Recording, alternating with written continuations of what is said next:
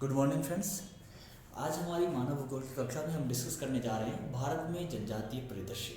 भारत में किस प्रकार की जनजातियां रहती हैं, किस प्रकार उनका वितरण है, कितनी उनकी आबादी है, किस प्रकार की उनके आजीवन के तौर तरीके हैं, किस तरह के उनके आदिवासियों के स्ट्रक्चर हैं। ये सब चीज़ें हम लोग इस पूरे इस क्लासों की श्रृंखला में चलेगा।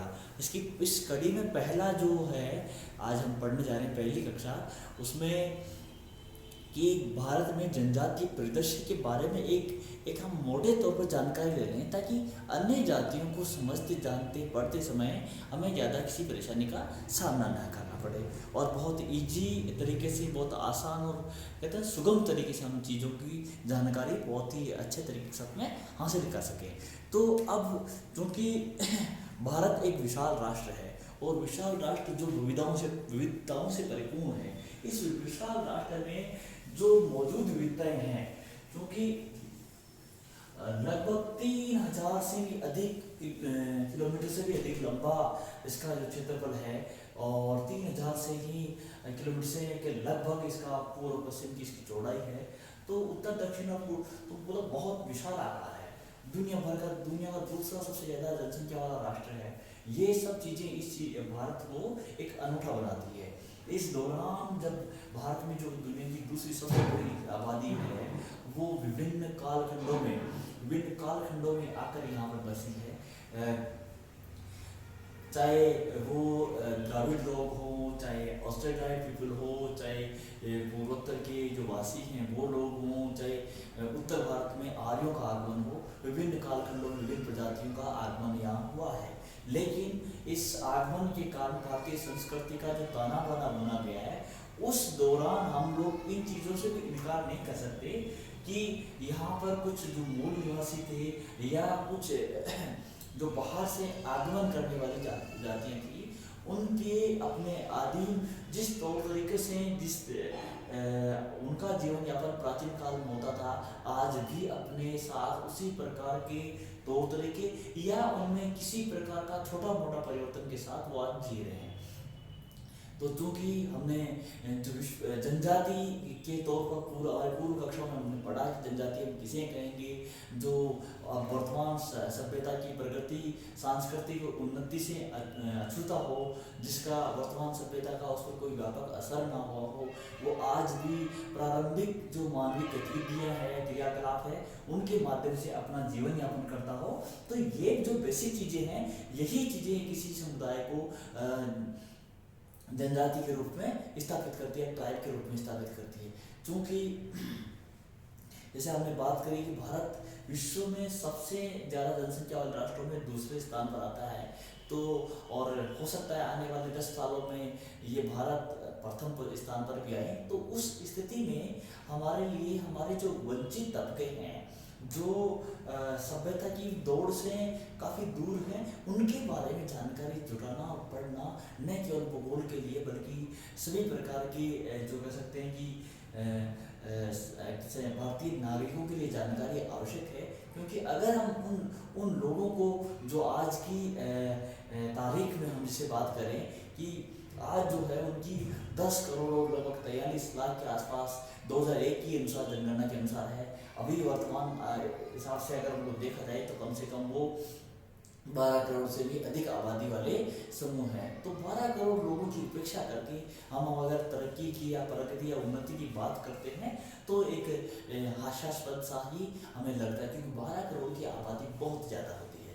और चूँकि 12 करोड़ वो लोग उन क्षेत्रों में निवासित हैं जहाँ पर भारत के अधिकांश उपयोगी संसाधन उनके पास उन क्षेत्रों में मौजूद हैं।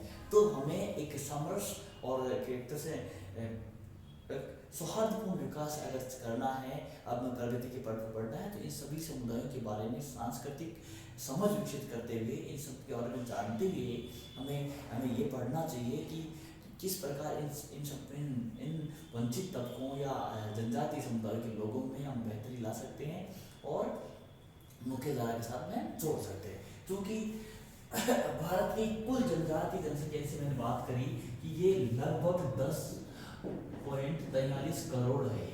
ये है 2011 की जनगणना के अनुसार। कब किसके अनुसार? 2011 की जनगणना के अनुसार इतनी आबादी है। अच्छा, दो और आज अगर हम 2020 में इसकी बात करते हैं तो 2020 में इसकी आबादी काफी बढ़ चुकी है इस समुदाय की या इस जनजाति समूह की। तो ये जो कुल जनसंख्या है, ये मेरे ख्याल से जो 10.43 करोड़ जनसंख्या है, विश्व के मुश्किल से 10 या 12 राष्ट्रों की जनसंख्या है, 15 राष्ट्रों की जनसंख्या है, इससे ज़्यादा। तो एक जिसकी अगर विश्व जनसंख्या के हिसाब से बहुत बड़ा अनुपात माना जा सकता है, तो ये पढ़ना बहुत, इनके बारे में जानकारी जुटाना, इनके बारे में समझ व्यतीत करना बहुत जरूरी हो जाता है। राष्ट्र की कुल जनसंख्या में प्रतिशत अगर हम देखा जाए कि हमारे भारत के पास में ये 10.43 करोड़ जो आबादी है, भारत की 121 करोड़ जो जनसंख्या थी 2011 की जनगणना के अनुसार, 121 करोड़ जनसंख्या 2011 की, और ये भी 2011 के अनुसार है ना, 2011 की जनगणना के अनुसार। तो 121 करोड़ जो जनसंख्या थी, उस जनसंख्या में ये 8.6% लगभग अनुपात का पूरा करते हैं। यानी कि भारत में रहने वाले लोगों में से हर एक तरह से कहें कि हम 11वां आदमी जनजातीय तबके से बिलोंग करने वाला आदमी, हर 11वां आदमी जनजातीय तबके से बिलोंग करने वाला आदमी है। तो उस 11वें आदमी के बारे में हमारी समझ विकसित होगी इस आगामी जो हमारी क्लास 2 है, जनजातीय श्रृंखला है, एक तरह से अपने अध्ययन की श्रृंखला है जनजातीय समुदायों की, उसके माध्यम से हम लोग जो 11वां आदमी है भारतीय जनसंख्या का, हर 11वें आदमी के बारे में हम लोग जानकारी का प्रयास करेंगे। अच्छा, जनजातीय जनसंख्या का वितरण, भारत में जनजातीय जनसंख्या किस प्रकार वितरित है, क्योंकि विविधताओं से परिपूर्ण राष्ट्र में जनसंख्या का वितरण भी विविधतापूर्ण है। कहीं पर निर्जन तो क्या कह सकते हैं कि बहुत ही कम जनसंख्या वाली लेह का ठंडा रेगिस्तान हो, चाहे राजस्थान का पश्चिमी भाग हो, है ना, इस तरह के भाग हो, या फिर गंगा का मैदानी क्षेत्र जो एकदम से कह सकते हैं कि हम लोग की उच्चतम जनसंख्या, जो दुनिया भर में हम उच्चतम जनसंख्या घनत्व जहाँ पर देखा जा सकता है वो लोग हों। कुछ महानगरों का जो जनसंख्या का जमघट देख सकते हैं, दिल्ली और कलकत्ता और मुंबई के आसपास, वो इस तरह का जमघट वाला हो, तो यहाँ पर विविधतापूर्ण है। उसी प्रकार जनजातीय जो जनसंख्या का वितरण है वो भी अलग अलग क्षेत्रों में अलग अलग है। पहला जो इस चीज़ को हम लोग अगर बात माने तो निवास के आधार पर जनजातीय जनसंख्या का वर्गीकरण BS गुहा महोदय ने 1930 में किया था। और इस जनसंख्या इसमें हम जो गुहा साहब ने माना वो 3 आधार, 3 क्षेत्र माने, उत्तरी और उत्तरी पूर्वी क्षेत्र, दूसरा मध्यवर्ती क्षेत्र, और तीसरा था दक्षिणी क्षेत्र। तो 3 बेल्ट उन्होंने मेजर तौर पे मानी। तो उन तीनों बेल्टों के बारे में हम लोग जानकारी हासिल करें कि उत्तरी और उत्तरी पश्चिमी जो कह सकते हैं, उत्तरी और उत्तरी पूर्वी, पूर्वोत्तर का जो हिस्सा है वहाँ की जनजातीय जनसंख्या को हम लोग इसमें शामिल करते हैं। जो इस क्षेत्र में कौन कौन से हैं, तो हम लोग बात करते हैं कि जम्मू कश्मीर में गुज्जर, बकरवाल है, गद्दी है, जनजातियाँ हैं, एक तरह से भोटिया है, राजी है, इस तरह की जनजातियाँ हैं। फिर उसके बाद पूर्वोत्तर में गारो, खासी, जयंतिया, जो पहाड़ियाँ हैं उन पर निवास करने वाली ये सेम प्रकार, तीनों प्रकार की जनजातियाँ, नागा है, कुकी है, मिजो है, मिसमी है, अबोर है, और तमाम तरह की जो जनजातियाँ वहाँ पर निवास करती है, उन सभी जनजातियों को, बोडो है।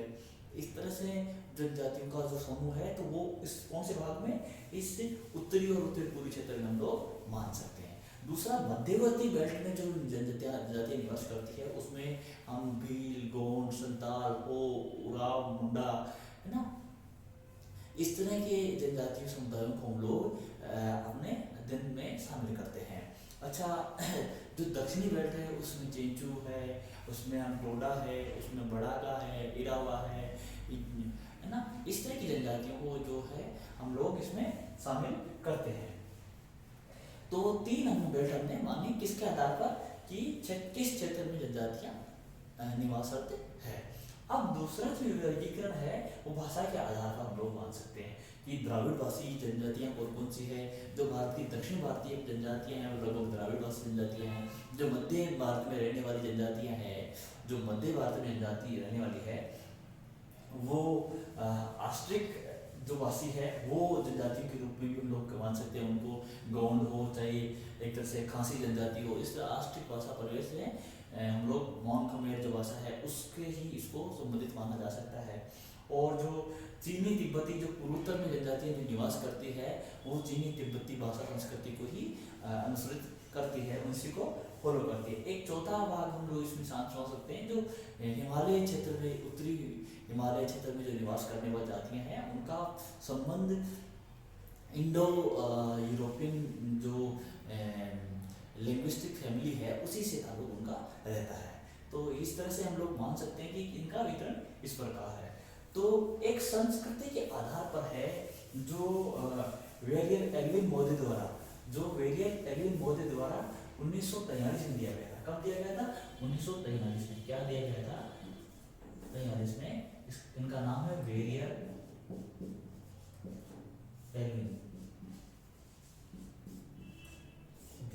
एल्विन मोदी द्वारा 1943 में वर्गीकरण दिया गया था। और इस उनका वर्गीकरण क्या कहता है कि 4 तरह की हम जनजातियां मान सकते हैं। एक जो इस तरह बिल्कुल आदिम समुदाय जो सभ्य समुदाय के दूसरे मानव समुदाय को देख करके भी डरते हो, जो उनको देखकर छुप जाते हो, है ना, और उनकी संस्कृति से उनका बहुत कम लेना देना पहले से। दूसरा जो देखकर डरते चुपते नहीं हो लेकिन वो सांस्कृतिक संसर्ग या सांस्कृतिक लगाव उनसे बहुत कम रखते हो। तीसरे समुदाय में, तीसरी श्रेणी में वो लोग आते हैं जिनका सांस्कृतिक लगाव और एक तरह से कहें कि उनसे आपसी मेलजोल तो रहता है लेकिन इन्होंने अपनी परंपरागत सभ्यता और संस्कृति को, समाज को, अर्थव्यवस्था को इन्होंने अपने हिसाब से बचाकर रखा है। चौथा ये है जिन पर आधुनिक सभ्यता का, आधुनिक समाज का पूरी तरह से प्रभाव प्राप्त हो, जिसको हम संथाल, गोंड, भील इस तरह की जनजातियों के रूप में मान सकते हैं। तो इस प्रकार आज हमने इस भारत की प्रमुख जनजातियों का वर्गीकरण देखने का प्रयास किया। अच्छा, आज हम ये भी बात करते हैं साथ साथ में कि भारत में जनजातियों का वितरण जो था उसमें कौन कौन से हिस्से में कहाँ जनजाति जनसंख्या का अनुपात उच्च रहता है।